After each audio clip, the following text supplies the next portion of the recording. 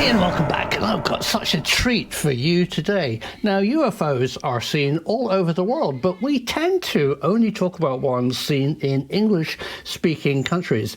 I live in France, and France is absolutely obsessed with OVNIs. OVNIs? Yep.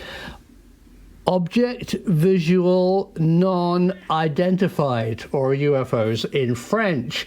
And here in France, they even investigate them with a government department.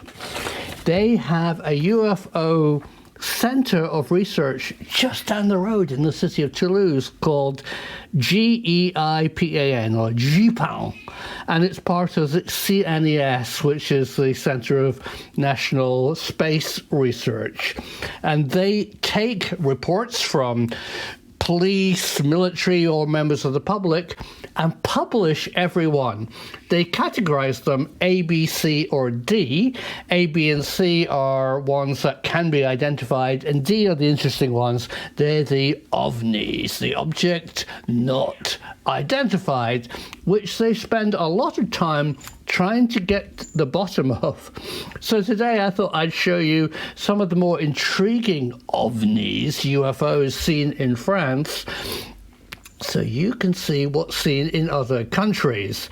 Now, to access the GEPAN website, you really do need a decent VPN, and I like NordVPN. It lets you surf in other countries, it protects your data, and right now NordVPN are sponsoring my channel and letting me pass on to you this summer deal.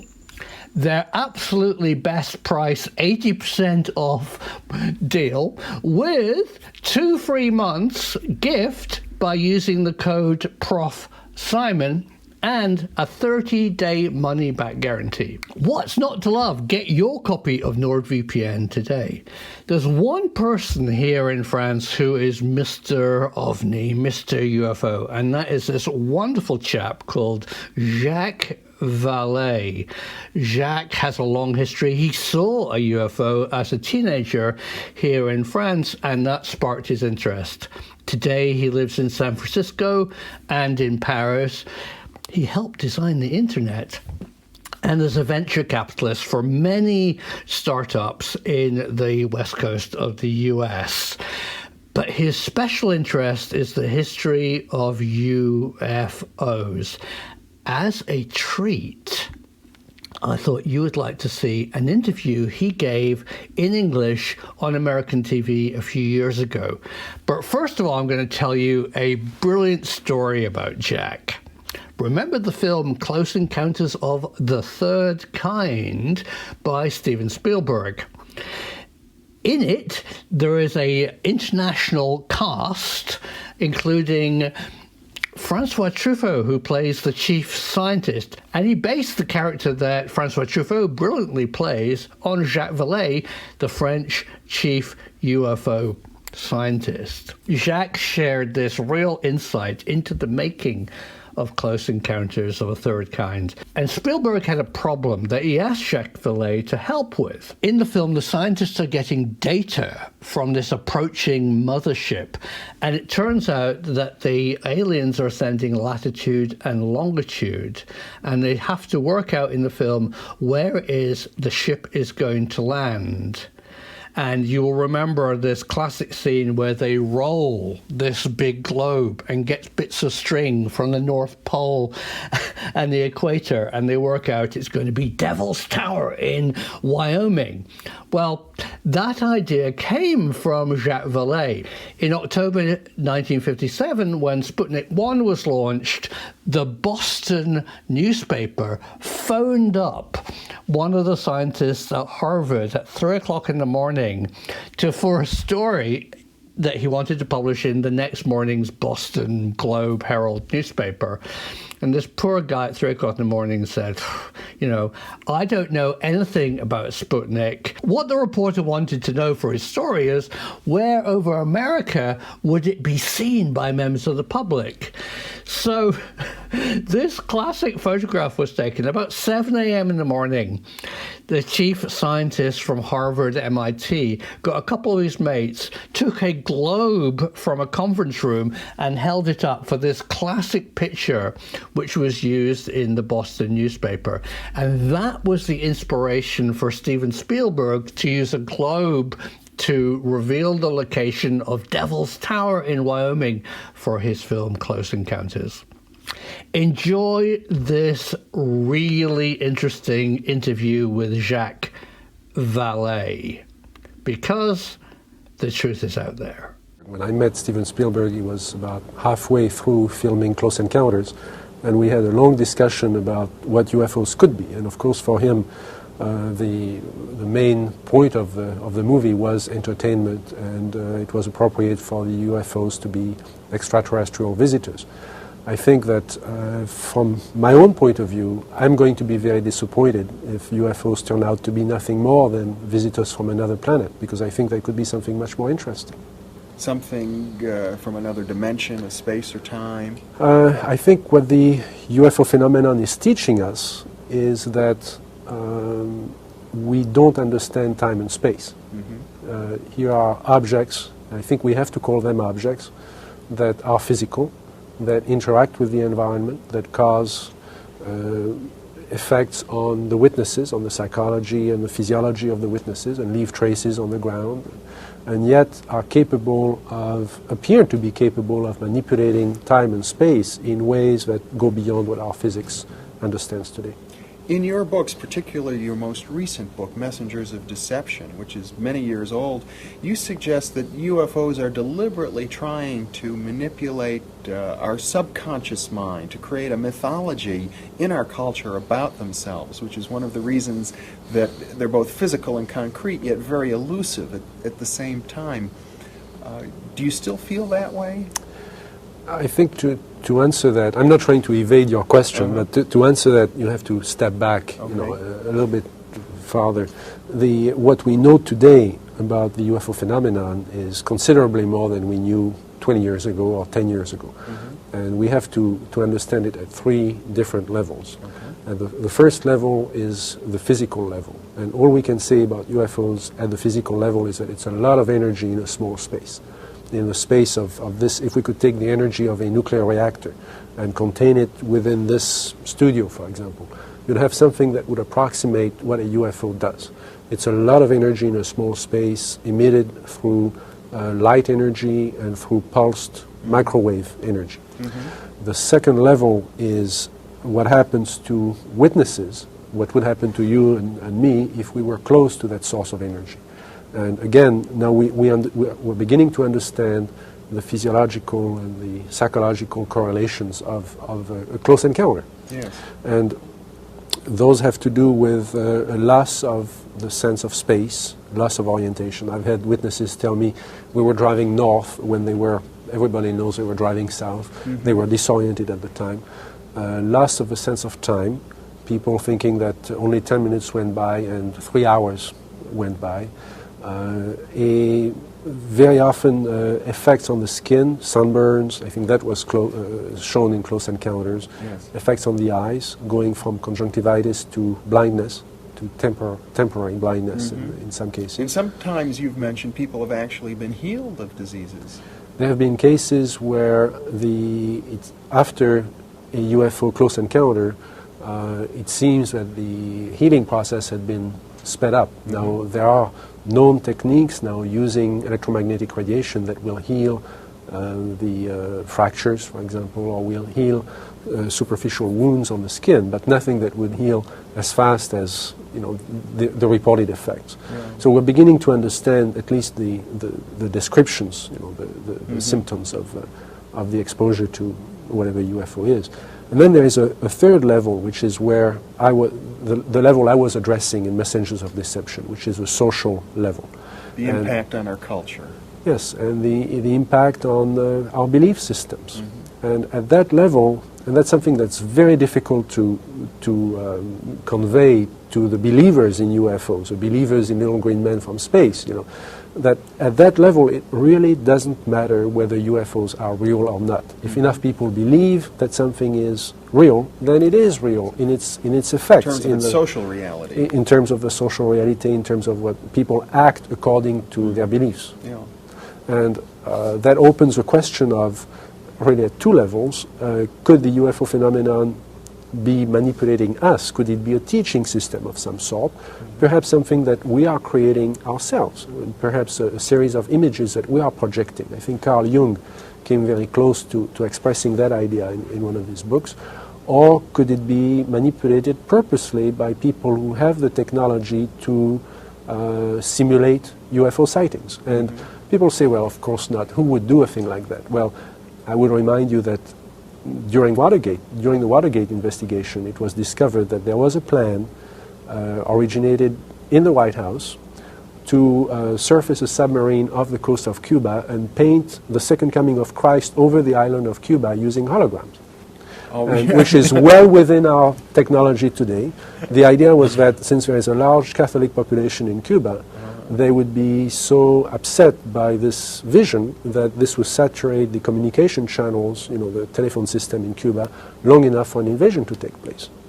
How interesting. I'd never heard of that. Well, I think that's you know, a classic in psychological warfare, but that kind of manipulation is well understood, and I have personally investigated several apparently, you know, genuine UFO cases where there was, in fact, a manipulation. My conclusion, the conclusion of scientists working with me, was that there was, in fact, a manipulation taking place, and that it was not a hoax on the part of the witnesses, but a hoax on the part of somebody much better organized than... So there are possibly all of these levels going on simultaneously. Today, today, with the current technology, that would be possible. One of my interests, as you know, has been to look at ancient sightings, old sightings before World War II, for example, when there is really no confusion with modern technology. And if people described, say, in 1925 or in 1825, a disc flying through the air, then you know, it can only have been very, very few phenomena could have produced it. And there have been some well-documented sightings going back to the 19th century, for example. There was, starting in 1896 and going into the spring of 1897, there was a remarkable wave of sightings of airships. Those were described as oval objects flying through the sky with lights on them. And of course, the people in those days could only compare it to dirigibles, could only compare them to airships. And those objects were capable of doing all the things that UFOs do today, including taking off very quickly and making 90-degree turns and landing and occupants coming out of them. And if nothing else, I think this is part of our folklore. This is something that we should be studying as part of our folklore. What have you been doing since the publication of Messengers of Deception? Well, I've been really working in two directions. I think that one of the contributions that I can make is trying to develop, or to help develop new methodology to deal with this phenomenon. This is not, we don't know where the phenomenon belongs. We don't know if it should be part of psychology or part of physics or part of meteorology or astronomy. We need to develop and it takes a while for science to develop new disciplines around phenomena that don't fit. And I think that's one of the opportunities with the UFO phenomenon. So I've tried to develop methodology that would enable us to deal with the complexity of the reports. And I'm doing this right now using artificial intelligence techniques to develop a very simple screening model.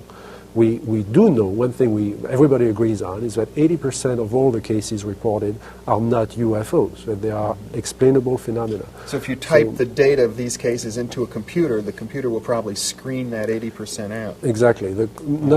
Maybe not the 80%, but if you could just eliminate the 60% and put them into lower priorities, you would save a lot of time of investigators who could go after the high strangeness cases or high priority cases.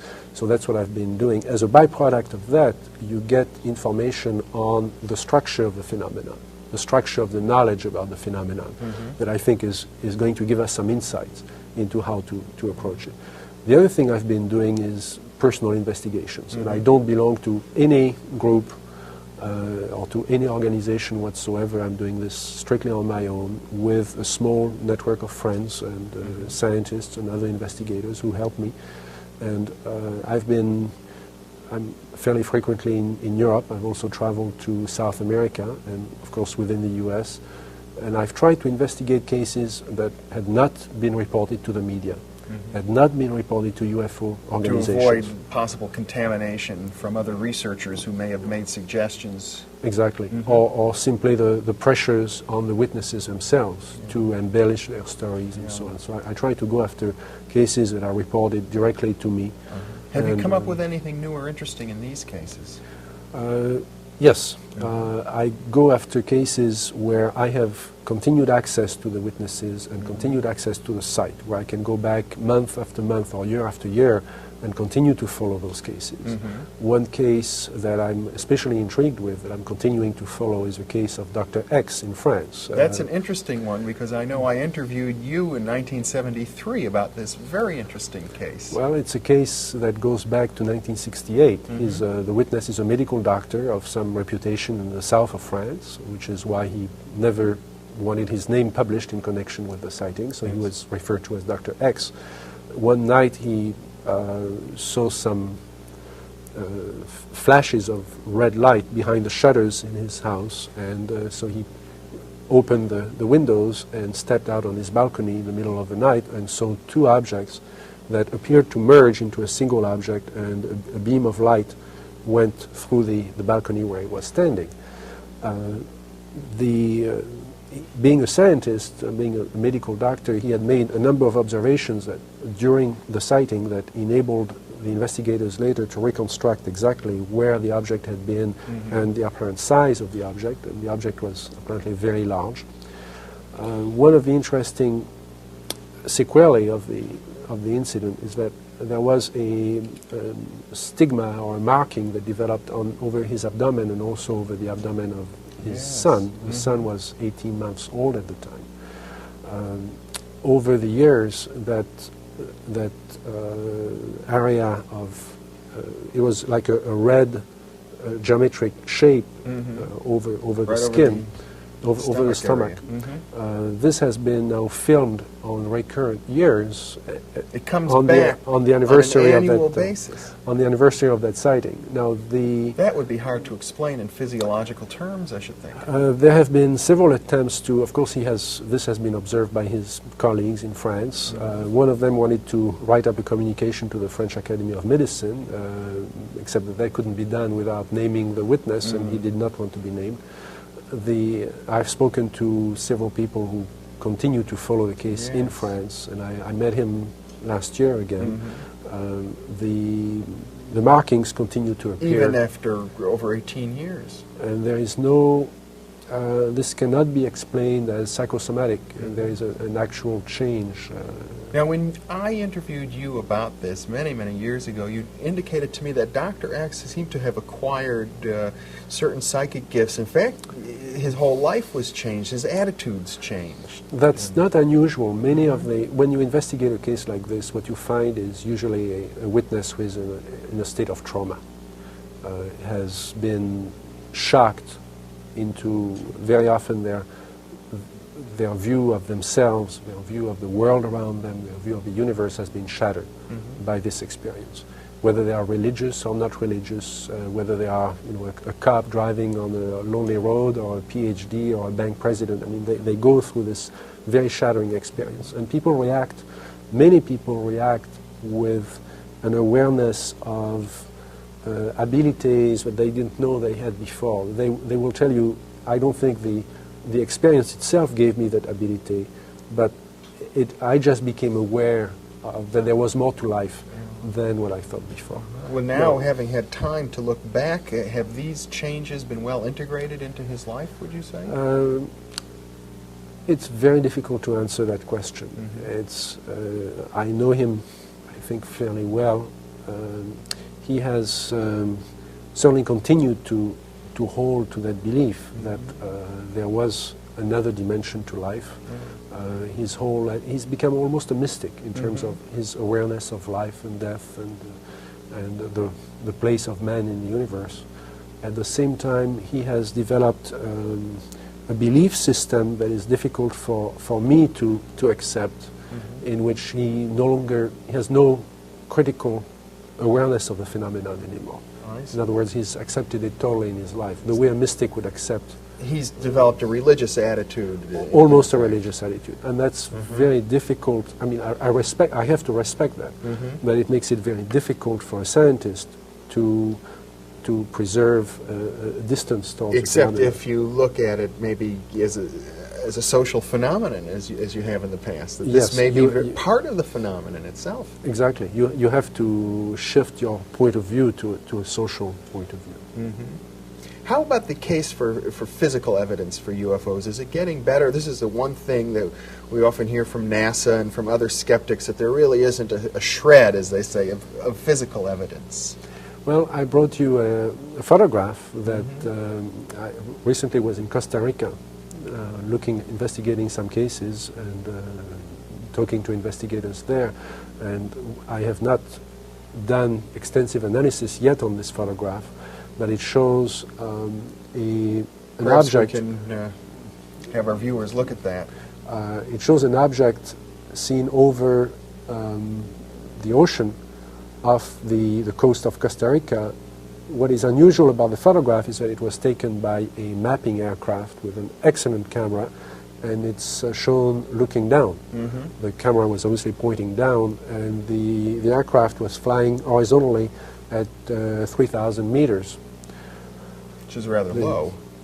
Which is, at that altitude, gives very, very good detail on the terrain and on and also on the object. Yeah. Now, the one explanation that we tried to pursue was that the object might have been the rotor of a helicopter flying underneath the aircraft.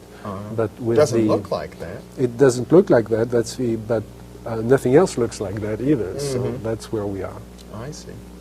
There will obviously be a further analysis done on this. And you've been to Costa Rica yourself on investigations? Yes. There is in every country, still today, there is active, well, this is a phenomenon that goes through waves. It goes through periods of intense activity, where clearly all over the world things are relatively quiet. But in practically every country, you will find, if you have to look for those reports, but the reports are there, and the phenomenon continues to be manifesting. And France, where you're from, is one of the stronger countries in this area, aren't they? Yes. What is happening, though, is that people are, because of the attitude of the scientific community being very negative on the topic itself, that people are just not reporting what they see anymore. And so we're losing the opportunity to obtain good data about the phenomenon. France may be the exception, because in France, for many years, there has existed an organization called GEPAN, GEPAN, which is a subset of the French equivalent of NASA, the CNES, French Committee for Space Studies, and they have funds and a small staff. This is not by any means a large organization, but they do have a budget to investigate UFO reports, especially those coming through the police and the gendarmerie in France. So the procedure is very well established. GEPAN has contacts with every part of the French government and receives all the sightings that. And I understand in Brazil there was at one time some official acknowledgement of UFOs. There have been, in fact, I was in France last year at a briefing of GEPAN and the staff of CNES on the UFO phenomenon as seen from the United States. And I was there with Professor Heineck, who since has died, unfortunately, and with a medical doctor who is with the U.S. Air Force and has been very interested in cases like the Dr. X case. And we briefed, there was a very two-day exchange of views with the people at GEPAN.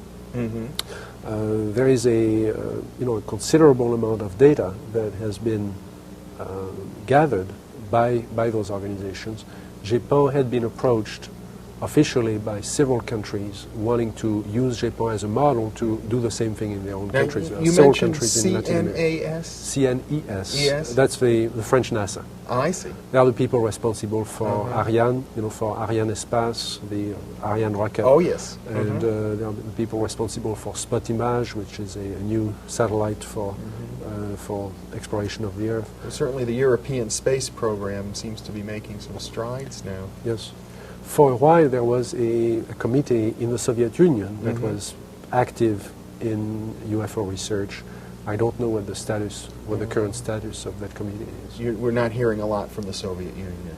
There is active interest. There is an active, as I understand it, an active exchange of correspondence between the Soviet Union and France on this topic. I thought I heard some years ago an official pronouncement by the Brazilian government that this is an area that should be looked into. Brazil has always been interested in the phenomenon. There are remarkable cases in Brazil.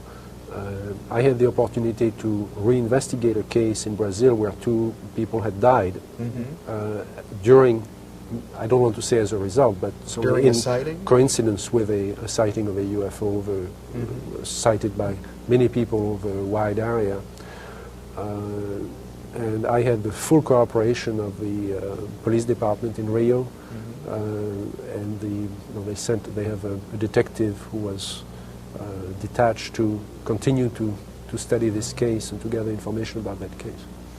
Here in the United States, are there any trends that would distinguish us from the kind of reports you find around the world, or are they all similar? The reports in the U.S. are absolutely indistinguishable from those in other parts of the world. And that's one of the remarkable things about this. Because you might otherwise expect phenomenon. Cultural differences. There are very few. There are differences in the way phenomenon is reported and the way it is treated by the media. In the U.S., the media tends to polarize everything. So either you have to be for or against UFOs. You have to be either you believe in them, in which case you believe in extraterrestrials, or you don't believe in them. And it's very difficult to take a middle position, to say this is a phenomenon that does exist and we don't understand it, and it may be extraterrestrial, but it's probably something else.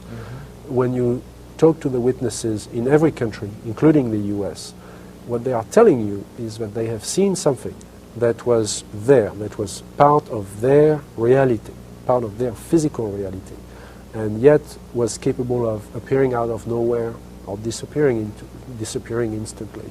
And that's why I'm interested. I think it's a challenge to our concept of science, to our concept of technology. My business is technology. I cannot afford to ignore this phenomenon. Do you anticipate then that there may be some major impact on our culture as a result of this? I think even if we never understood the UFO phenomenon in the next 200 years, but we only understood how they manipulate the pulsed microwaves, for example, that itself would be a breakthrough in our technology.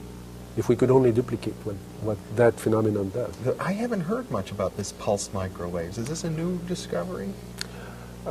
It's a convergence of work by several people looking both at the traces left on the ground, the impact on witnesses, the sounds and the visual effects that seem to be produced inside the brain, the heating that is produced on cars or metal or the ground in the vicinity of the object or in the vicinity of the phenomenon. All this strongly suggests pulsed microwave radiation in connection with light radiation. One of the suggestions, Jacques, that you made in your book, The Invisible College, as I recall, is that the UFOs may be associated with some of the mystical or occult ideas of hidden masters or groups of very wise and beneficent entities that were trying to teach humanity. I didn't take it that far. Okay. I suggested that first, any new phenomenon even, if you go back to the 15th century, when you look at electricity, for example, or electrostatics, as it was observed then but not understood, has the potential of being regarded as magical. Yes. I think Arthur Clarke said that any technology that we don't understand has to be magic, has to be perceived as magical. I'm paraphrasing badly what he said. Clearly, here is a phenomenon that is very complex and is showing abilities that we cannot duplicate with our current technology. So it immediately calls to mind magic, and occultism. Yes. If it also contains something that electrostatics and electromagnetism doesn't contain, the potential of being intelligent. If it is intelligent, then we may not be able to study it with science alone. Science is a way of gaining knowledge based on phenomena that are not manipulated by an intelligence. If now there is an intelligence involved, then it becomes much more complex. It requires a humanistic approach. And yes, it requires a much more diverse approach from many different disciplines, and it may be that the people responsible for that manifestation understand the impact that the phenomenon will have on us, on our own imagination. And that's one of the speculations that I proposed, was that perhaps the observations of UFOs were similar to a teaching system. But there is another way of thinking about that. Perhaps, we're clearly at a time of great potential crisis on Earth. We have a means of destroying the planet, which we've never had before in the history of man. It may be that there is a collective unconscious. If you that follow the UFOs are ourselves, perhaps, or that we are creating the visions we need to survive in order to transcend this crisis we have, and that there are no UFOs in a manufactured sense. Well, Jacques, we're out of time now, but it's really been a pleasure, and this is an interesting note to end on. There's so much that could be said about this topic. Thank you very much for being with us. Well, thank you for giving me the opportunity to pursue this subject with you. And thank you very much for joining us also.